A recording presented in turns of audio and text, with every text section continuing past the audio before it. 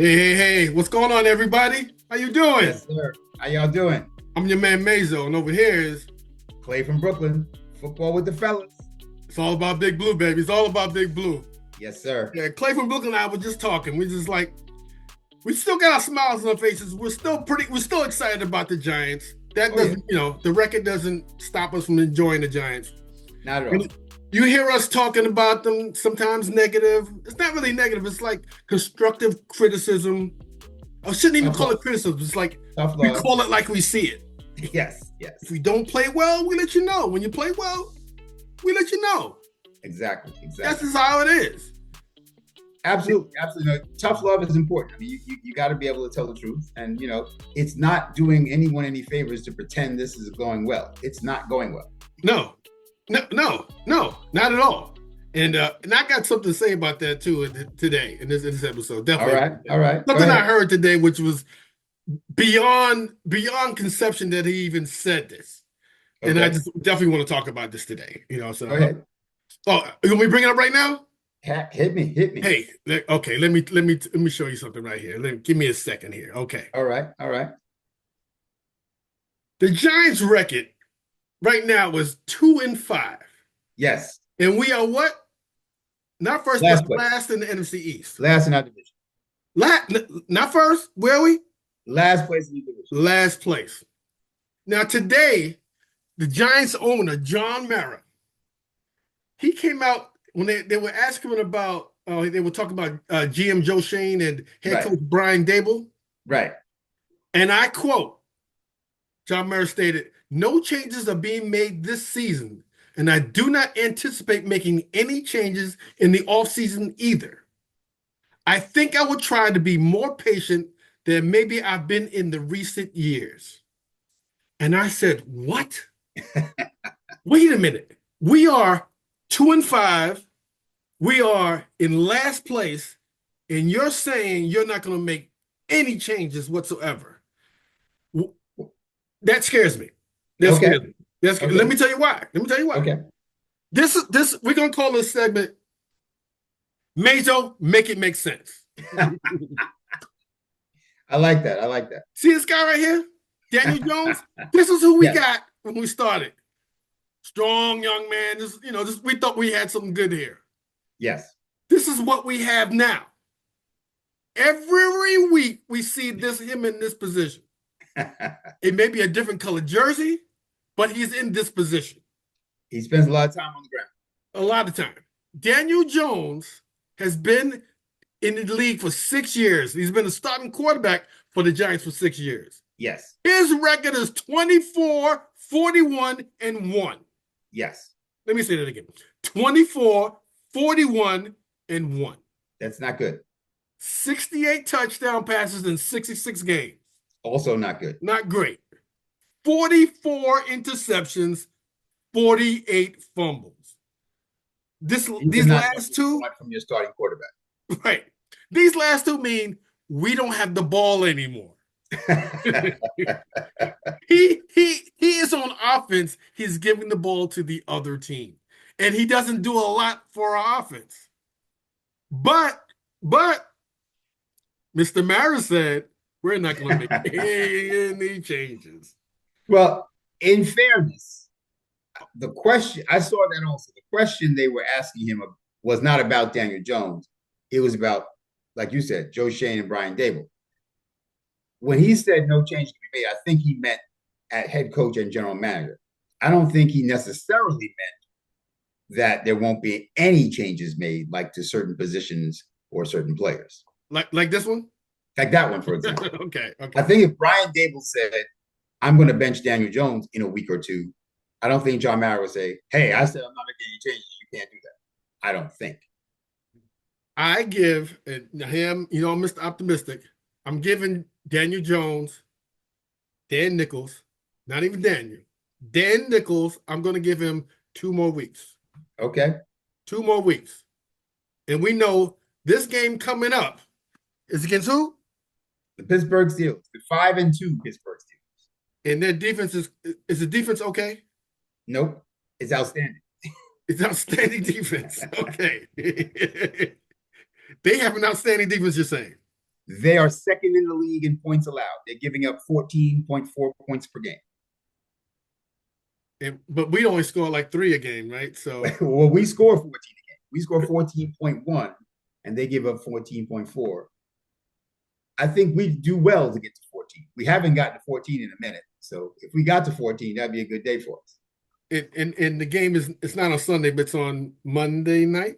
Monday Night Football, national television in Pittsburgh. So at least it's not a home game. I'm not sure how that sounds, but we actually seem to do better on the road than at home. Why? Less bad on the road. It's like, oh God. So you're telling me that the Steelers do have a really good defense. Really good defense. How about the defensive line? The defensive line is pretty good. Yes, they have a very good pass rush, and they're good against the run also. I mean, they're just good overall. Cam Hayward in the middle, T.J. Watt and Alex Highsmith off the edge. I mean, they're beasts. So We don't do well with beasts. no, we don't. And I forgot who Andrew Thomas is out. Andrew Thomas is out for the season. Out for the season. So that's our left guard. I mean left tackle. Yep. And J.J. Watt is usually on that side. So T.J. Watt, I mean, he's a problem for everybody, right? It doesn't matter who your tackle is. T.J. Watt's going to give him a handful. So I can't blame that necessarily on Izudu or whoever winds up playing left tackle. But I will say that, and I think this is what you're alluding to, Daniel Jones is probably going to be running for his life several times on Monday night. Oh man. And I was hoping that we could run some long, some seam routes. No. If you're talking about deep pass patterns, we don't do that. I think there might be a league rule actually. You can't run with 2 and 3. The competition committee, they passed a law that we just didn't hear about. Thou shalt not throw the ball more than 20 yards downfield as a New York Giant. And they haven't. They don't want to break that rule. The penalty. It's like they don't. Now, this is the big question, though. Here we go. Because I know you look back at your film study on this, too. Is it because of the line? Or is it because he doesn't have enough time? Or is it because the pass patterns, these guys are just not getting open? So there's a couple of things. First of all, and you probably remember me saying this the first several weeks, that up until Andrew Thomas got hurt, we had all 5 offensive linemen playing every single snap of every single game. And that's very rare. And I said, this is not going to last all year long. This is the time for us to be taking the deep shots and to establish that we can throw the ball long while we have time to throw. Daniel Jones had a good amount of time to throw for the first 6 games or so. But this last game against Philly, when Andrew Thomas missed his first game, no time to throw. So now we're back to the gun-shy Daniel Jones. Right. Being aware that he doesn't have time and worrying about it. Couple that with, like you said, I watched the film just like you do, and the route combinations don't seem to make sense. We either aren't sending people deep, not either. We aren't sending people deep. We're not. Often enough. And then even within the short to intermediate range, sometimes there's people within 5 yards of each other. That doesn't make any sense. Never understood. Or running short of the sticks on third down. Like if it's 3rd and 10 and you running a 7-yard pattern, you should be fine. Like that shouldn't be costing you money. I don't need 7 yards on third down. That's still a punt. I need 10 yards on 3rd and 10. Run past the sticks, please. So it's a combination of all that. And it's funny in our film study, and I can't wait to what we call it, the blueprint. The big blueprint. I can't wait for people. I want you to make sure that you listen in when Clay from Brooklyn is going to have the blueprint, and we're going to show you. He's going to show you a lot of these things that we've been talking about. You know how the Giants aren't really running these long patterns, how they're like standing next to each other all the time, and to give, like we said, to give Daniel Jones, I'll try to give him the benefit of the doubt. There are times he has nobody to throw to. Right. Because they're standing next to each other. I'll give him that. I'm trying to give him and next to the opponents. Right. So I mean, like you got I got 3 guys doing down and outs 5 yards apart. And that draws all of the defense over there. That's why when we watch the replays, there's always like they get gang tackled. It's just get gang tackled. So And it's not like Dable hasn't had success engineering an offense in other places. Like you asked last week, yes, he has been an offensive coordinator and quarterbacks coach in places that have been very successful offensively. So I don't think it's him. He didn't forget how to coach football. who's the Bills quarterback? Yes, Josh Allen seems to have gotten a little bit better under his So tutelage. is it because of Josh Allen's talent, or is it because of Well, Josh Dable? Allen is physically gifted young man. He's got a cannon for an arm, Right. and he's a big, strong man. So there's something to be said for what Josh Allen brings to the table. But Dable brought it out of him. Like he elevated, he took it to another level, just like he did with Tua and Jalen Hurts at Alabama when they won a national championship. So I I think mean, it just seems as though the things he wants to do and has done elsewhere, we can't do them here. Either it's the receivers or the pass blocking or the quarterback. And like I said, for a few weeks there, it wasn't the pass blocking. right. It wasn't We definitely had wasn't. Malik Neighbors, we had Darius Slayton, we had Jalen Hyatt. By the way, can I just say real quick, Drew Lock, who got in for what, 3 drives at the end of the fourth quarter, Yeah. something like that. Drew Lock was able to find Jalen Hyatt downfield. Now he just barely overthrew him, and Hyatt missed the pass, and then of course hurt himself, falling diving for it.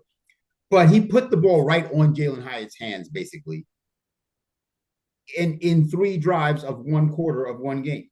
Daniel Jones had Jalen Hyatt for 6 3/4 game and did not Can't find seem to one find him. opportunity to put the ball on Hyatt's, hands more than 2 yards downfield or more than 5 yards downfield. How did that happen? How did Drew Lock somehow find Jalen Hyatt open on the hole shot down the right sideline? And now it was garbage time, granted, but garbage time you usually complete little short underneath passes. Right. Not the It deep would have been one. like a 25-yard gain up the sideline. They were not giving him that. That was not, oh, yeah, y'all can have that one. No, that was Jalen Hyatt is faster than you and could beat the cornerback up the field.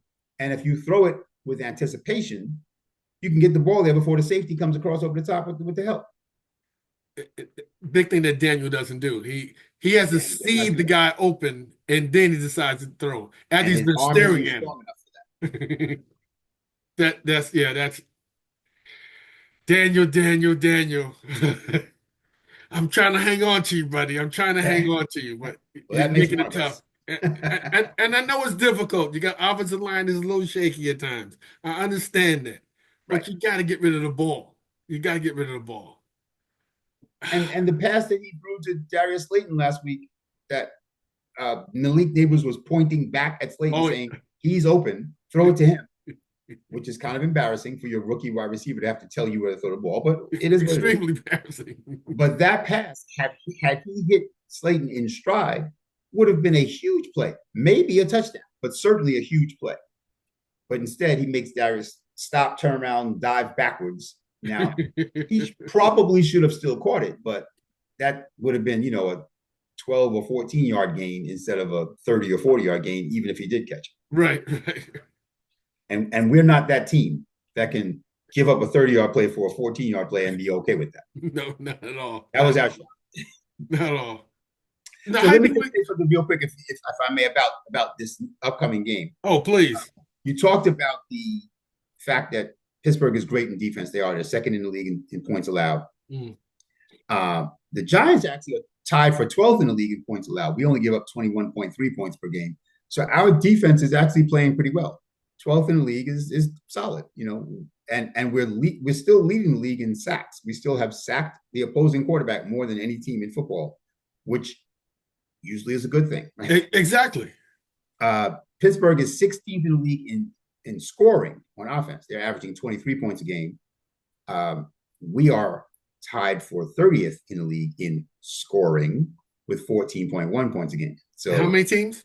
There's 32 teams. And we we are are tied for 30th, meaning that we're 30th/31st, not 29th, 30th. 30th/31st in scoring in a 32-team league.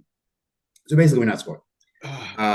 So yeah, I mean, that part, those statistics don't bode well for us. I do want to also mention that we do have some injuries to be concerned about. Here's the list of people for the Giants who did not practice yet this week. Cordell Flott, punter Jamie Gillian, corner backup cornerback Trey Hawkins, backup cornerback Adoree Jackson, and Dexter has not practiced yet this week. And Brian Burns has been limited in practice. He's at practice, but not fully participating. Now, Dexter and Brian Burns have been doing that for the last couple of weeks. So I suspect that they'll probably play, but they're probably not 100%, and they may not be for the rest of the season. Like, that's the reality of the NFL. But it is a concern, and we still don't have our punter back. And now Cordell Flott is not my favorite cornerback anyway, but he has been playing fairly well. Okay. So, to have him and Adoree and Hawkins out, that's 3 cornerbacks out. That can't be good. Pittsburgh's injury list is much shorter. Their center, Zach Frazier, their linebacker, Nick Herbig, their safety, Deshaun Elliott, and their wide receiver, Roman Wilson, haven't practiced. But they only have 2 people on limited participation. Right. Running back Cordarrelle Patterson, running back / wide receiver / kick returner / whenever. Yeah, he can do everything on offense. A little bit of everything. And rookie wide receiver Roman Wilson was a limited participant in practice this week. So they have a few people as well. I don't know enough about their team to know just how badly those guys are injured, but they haven't practiced yet. That's a concern. But I do know that our injuries are a concern. So those are sort of things that will impact the game, right? How many of those people play and to what extent they're healthy and able to really, give their best and give their all is obviously going to hurt. Is going to go a long way to determining the outcome, and in our case, could hurt us if we can't, field the full team. But the fact that it's on Monday Night Football in Pittsburgh against a 5-2 team already has me concerned. I can't say that I have high expectations for this game, and so it is what it is. If we lose this game, and that seems like a serious possibility, we will fall to 2-6. And like you said, at some point, it may be time to start looking for some changes at some place, and I think quarterback would be one of those places. I would say we make the change, and we bring it up every week because of the hit. If he gets hurt, the hit on our cat. I mean, that's just a business decision at that point. It is a sound business decision to not have that happen. Correct. And with Andrew Thomas out, the chances of it happening are much greater. Right. But I'm looking for a glimmer of hope right now, right? A glimmer. Okay. And what I'm thinking about is you said Burns playing? Is Burns? I would imagine that Burns and Dexter are going to play, but Burns was limited in practice and Dexter hasn't practiced or did not practice today.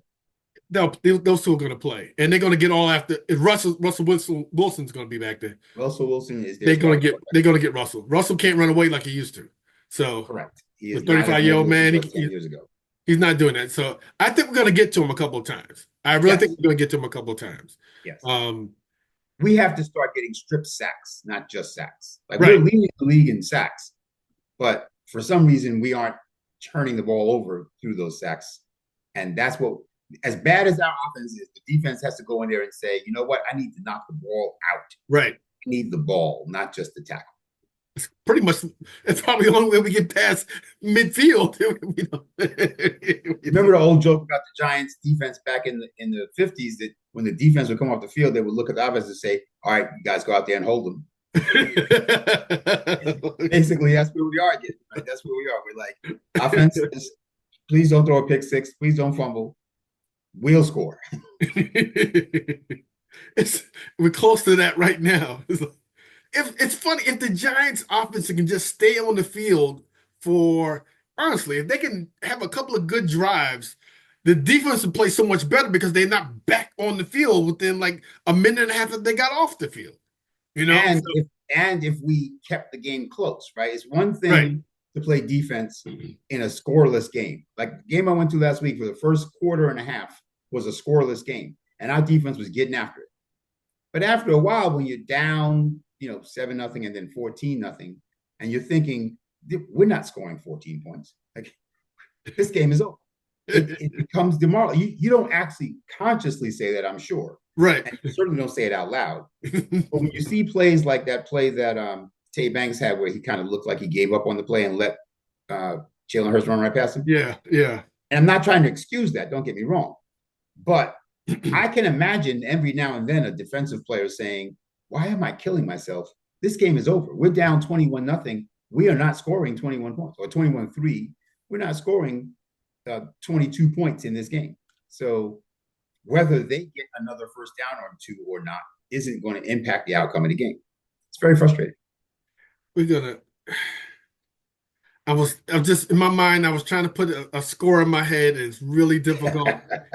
This week is difficult because it's Monday night. Are you trying to find a score where the Giants have more points than the opponents have? What I'm looking for is the weather. I need it to be a little chilly, and I need rain. I need rain and a little chilliness, and then maybe we can keep the score close. I don't. Sure, why not? I don't know what it will take, but I do not anticipate that this week. But you go ahead. I never give a score where the Giants lose. See, I never do that, and I can't. I'm looking at this is again. I think I'm gonna do it again. 21-17 Giants. Okay. And I'm looking at. You know what? No, it's gonna have to be a little bit. Giants have to score more than that to beat the Steelers. It's going to 24-17 Giants. 24-17 Giants. And is our field goal kicker okay? No. Oh, he's not. No. So there's Noah's still out, and Greg Joseph is still bad. I'm sure he can make a field goal. I mean, if you want to say, can he make a field goal? Yes, he can make a field goal. But I wouldn't say that he's a good field goal kicker. Yeah, but he's been in the league, whatever, 8-10 years. I mean, he can make the occasional field goal, but I hope it's not, we're down 19-17 and there's 5 seconds left and he's got to hit a 50-yarder to win the game. That I don't think he has any. I want you to add this to your when you had your draft show. Okay. Quarterback, kicking game, period. Yes. No, I've been looking at kickers. Okay, good, because this is, okay. We as folks, everybody listening, again, we do criticize them. We give them constructive criticism. Maybe honest evaluation is a better way. Yes. Honest evaluation of them. I know Clay from Brooklyn can't do it either. That's why he doesn't give a score. No. I can't ever give a score where the Giants are losing. So I try to give a score. Best case scenario, they might win 9-3. It could be one of those type of games. But I want if they were to win, that's probably more like 9-3, right? 12-6 or something like that. Because it's gonna be like a Daniel Jones might get caught for a safety or something like that. Something like that. Or if those things 10-7. Let me tell hey, people listen, hey, you. No, you don't touch it down. You. I want you to write in the comments, what do you think? Everybody, what do you think the score is going to be for this game? You see the Giants winning? You got to do it because it's all about Big Blue. It's all about Big Blue. You got to hook us up. Let us know who do you think is going to win the game, and who. Okay. Let me add this to it too. Who is going to make a big play in the game for the Giants now? For the Giants. For the Giants. Not for the Steelers. Hook us up. Come on. And while you're doing that, while you're there, remember to like, subscribe, and share this video. Share it with some other people. Absolutely. Hook us up. Come on. We feel the love. Right there. That's Clay from Brooklyn. In the house. That's my man Mazo right here. We here. And what is our show called? Football with the Fellas. All about Big Blue, baby. It's all about Big Blue. Sir. All right, y'all. All right, y'all. Until next time. Peace. Hold up. Wait a minute. Something ain't right. Hey, everyone. Clay from Brooklyn. Football with the Fellas. It's all about Big Blue. Back with a little bit of a final thought, if you will. I feel like the episode that Mazo and I recorded about the Giants-Steelers upcoming Week 8 game, I left with a little bit too much pessimism. I know Mazo always likes me to give him some reason for optimism, and I feel like I didn't do that as well as I could have and should have. So I want to add a little something now, which is that their offensive line, the Steelers' offensive line, is really injury-riddled and not very good this year. They've suffered a couple of key injuries. Their center, Zach Frazier, is injured. He's going to miss this game. He missed last week's as well. They're replacing him with Ryan McCollum. Ryan McCollum, he was drafted in 2021. He never got onto an active roster in 2022 or 2023. He's been on practice squads, but he obviously isn't all that good. he didn't even make an active roster for 2 seasons. Now, to his credit, he stuck with it and is now getting his shot. He's on the active roster now and is forced to start because of the injury to Zach Frazier. But is he someone that can shut down the Dexter Lawrence train? Very unlikely. Their right guard is also in because of injury. They drafted Troy Fatanu as a rookie, and they were penciling him in as a right guard, but he got hurt in the preseason. He's out for the season. So Mason McCormick is now their right guard. Mason McCormick is no one to be afraid of. So I just, and even their right tackle, Broderick Jones, who is in his second year, is not having a particularly good year, didn't have a good year last year, and he's off to a rough start to his career. Again, we've seen some tackles get off to a rough start to their career. So I'm not going to say he's Evan Neal-esque, but I will say he is struggling at right tackle as a young right tackle in the NFL. So that whole right from center to right guard to right tackle is not particularly good for them in run blocking or pass blocking. So I think Dexter's going to dominate inside. And I think that I know that Brian Burns is not 100% healthy, but he and Azeez Ojulari are going to probably be rotating as to which person comes off of the defensive left, offensive right in the pass rush. But whoever does is going to be, probably able to beat that young man, Broderick Jones. Even their left tackle, Dan Moore Jr., is having his best year of his career, fairly young career. This is his 4th year, but not a particularly great year. And he really hasn't been very good at all until this year. So even their left tackle isn't great. In fact, their left guard, Isaac Samalu, who spent all those years on that Eagles dominant offensive line, hasn't been nearly as impactful for the Steelers as he was surrounded by the rest of that great Eagles offensive line. So, there's no one in that line that scares me. So I do think that we will get after the passer. And again, Russell Wilson is a little bit older now, not going to be as mobile, not going to be as able to extend plays with his legs, and then maybe even take off downfield like he might have done 10 years ago. I think we're going to really put a lot of pressure on him. And I think we can actually do better against their running game than we do against a lot of teams' running games. I mean, last week against Philadelphia, we gave up 1 million yards rushing to Saquon Barkley in that line. So I think that overall I gave Mazo not enough information and not enough reason to be optimistic. And I wanted to add to that now. Brief side note, pop culture reference. I don't know if you know that there are a pair of actress sisters in real life, Rooney Mara and Kate Mara, whose great-grandparents are the owners and founders of the Steelers and of the Giants. Rooney Mara, literally, her name is Patricia Mara, literally uses the name Rooney as her first name and Mara as her last name, or as her stage name, to reflect the fact that the Rooneys, the owners of the Steelers, are one side of her family, and the Maras, the owners of the Giants, are the other side of her family. So you talk about torn allegiances. I bet they're both rooting for a 0-0 tie this week, so they don't have to choose between their two sides of their family that started both of these two teams. Anyway, just a little pop culture reference. Again, Clay from Brooklyn, football, the fellas. It's all about Big Blue. Just giving you a little bit more reason for optimism if I can. All right, and I'm out.